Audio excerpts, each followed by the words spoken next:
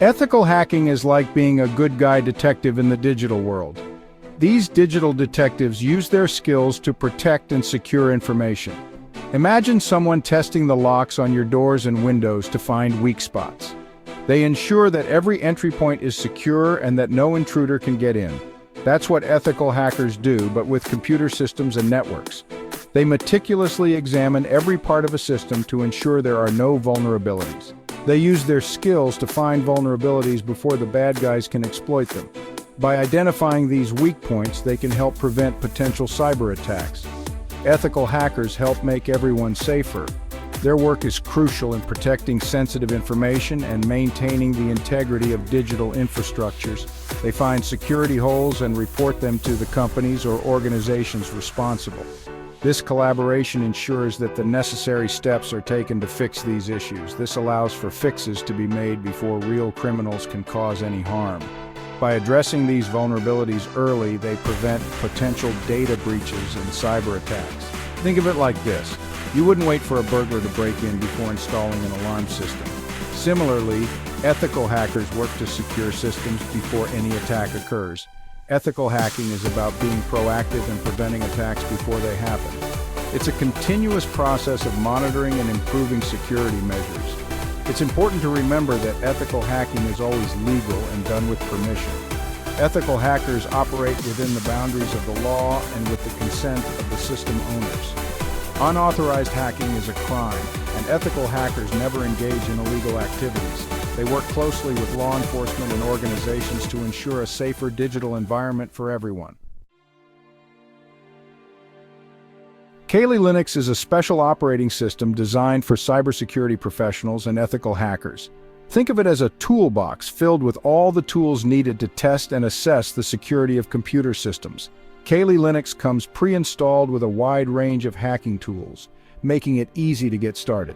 These tools can be used to perform various security tasks, from scanning for vulnerabilities to simulating attacks.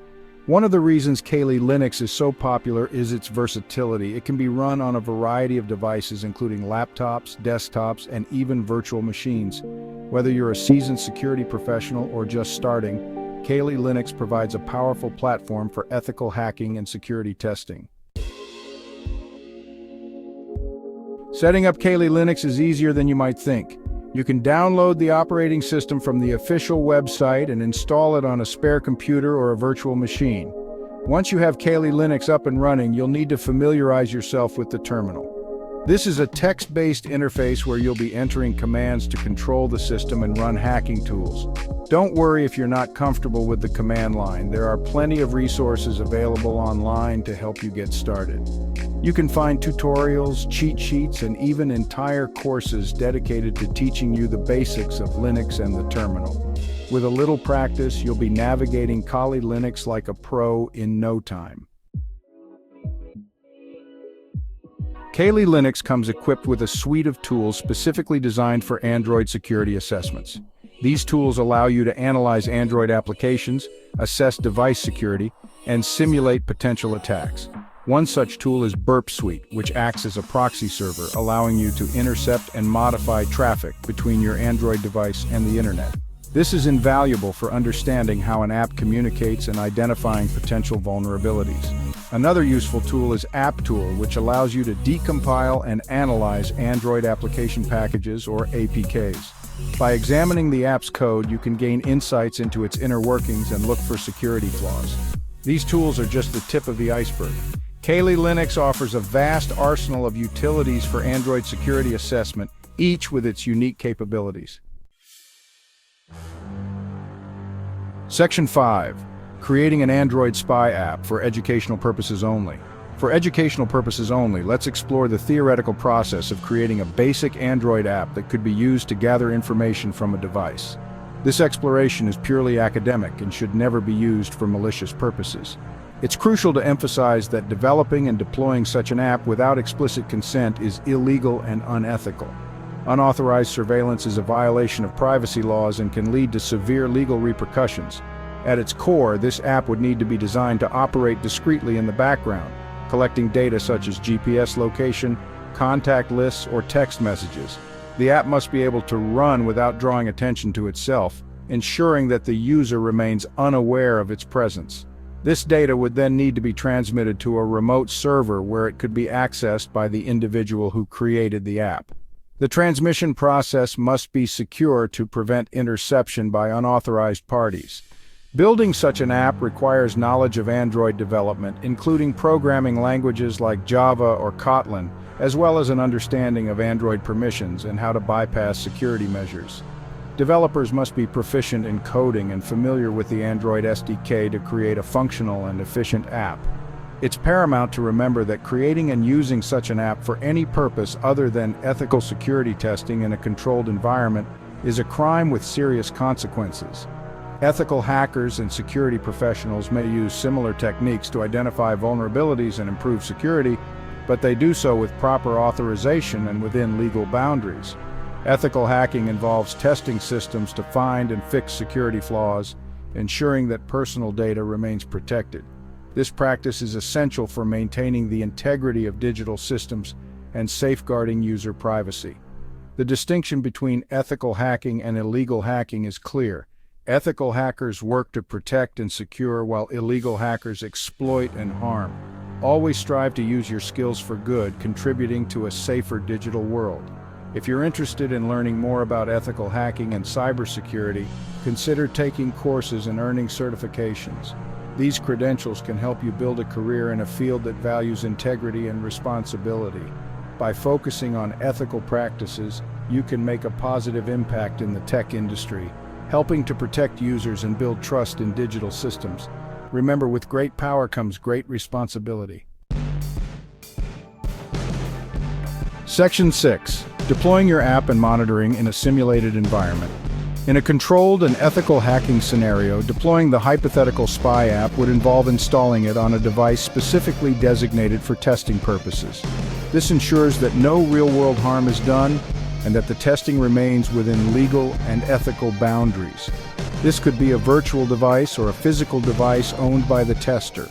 Virtual devices are often used because they can be easily reset and configured, providing a flexible testing environment.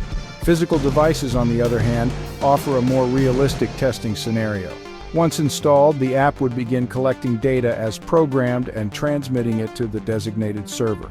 This data could include anything from GPS coordinates to text messages, depending on the app's capabilities. The tester could then analyze this data to identify potential security vulnerabilities or privacy concerns. This step is crucial for understanding how the app behaves in a real-world scenario and what kind of data it can access. For example, if the app successfully collects GPS data without the user's knowledge, it highlights a potential privacy flaw that could be exploited by malicious actors. This kind of vulnerability could lead to serious privacy invasions if not properly addressed.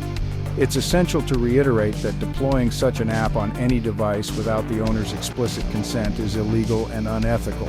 Unauthorized deployment can lead to severe legal consequences and damage to one's professional reputation.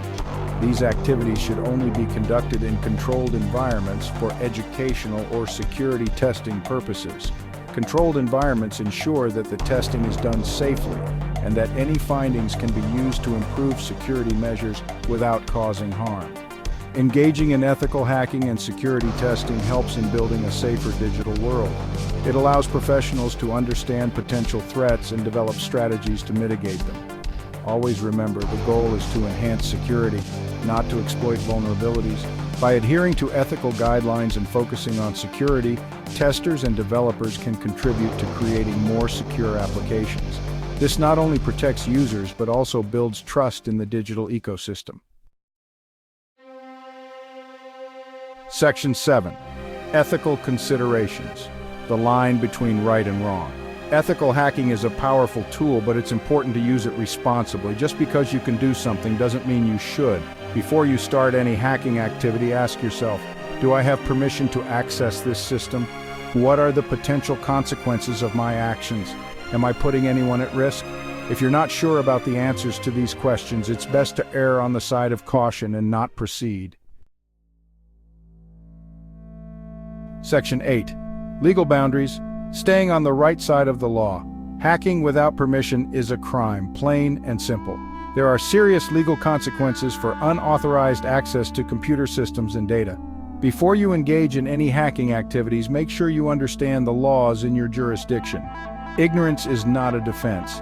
If you're unsure about the legality of something, consult with a lawyer who specializes in cybersecurity law. Section 9. Maintaining ethical standards in the hacking community.